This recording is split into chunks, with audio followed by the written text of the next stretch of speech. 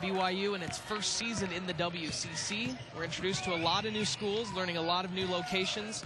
I think I've got San Francisco down. I know where that is. However, there is not a Gonzaga, Washington. They are actual Spokane. Things like that you have to learn as you join this new league. Riley tripped up as the ball goes out of bounds, and it will go the other direction.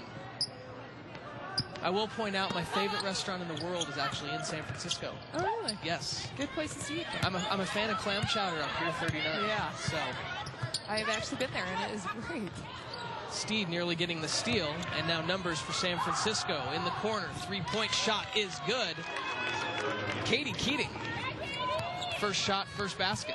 And Keating, their biggest three-point threat on this team, leads this team in three-point shooting, and she just spotted up in the baseline. BYU in that full-court press didn't quite match up in transition, so great job at taking advantage by San Francisco. Keating now 159 career three-point baskets, second all-time at San Francisco, needs 205 to go into first place. Lexi Eaton missing a three on the other end, and now San Francisco can cut into this lead even more. Keating driving in, hard off the glass, missed. Offensive rebound pulled down by Barbour, and we're going to have a foul called on Lexi Eaton. Barbour averages a couple of these per game, these offensive boards. She gets in there, reads it coming off the glass on the opposite side, and just being strong. 6'3", she can really contend with the big players for BYU. And now bringing Hampson in. Here's a different dynamic. Yeah, you pull down an offensive rebound, and BYU counters with a 6'7" sophomore. Reach and foul.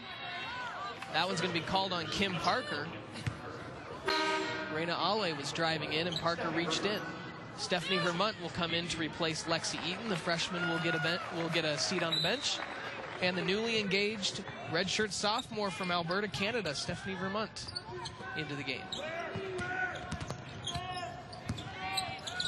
Gordon, pull-up jumper short, rebounded by Parker.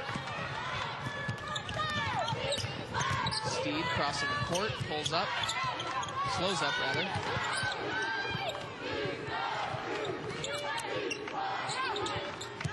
BYU really looking to get it inside to Hampson. They just haven't been able to find her at this point. Now 10 seconds on the shot clock. Steed able to find Hampson, turnaround no good. Ball out of bounds, it will stay with BYU. Hampson going up and getting the pass, doing a nice job of that. But what she needs to do is square her shoulders up to the basket. She didn't quite do that. She had that left shoulder that was just right angled to the basket. So turn, square up, find it, and score it.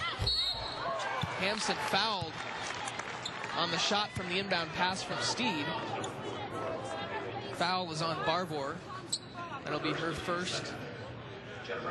And Jennifer Hampson will be at the line shooting 2 for BYU. First free throws of the game for the Cougars. Hampson, a pretty good free throw shooter for BYU. She's had more and more opportunities here in the West Coast Conference play because teams are trying to limit her baskets and make her earn it on the free throw line, but she's been able to do that here in conference. 73% shooter, hits them both. 14-8, BYU by 6. And Hampson's going to be called for the foul. Mel Cloak just driving it straight in on her. And a good aggressive move from Mel Cloak, taking it at Hampson, not afraid of the height difference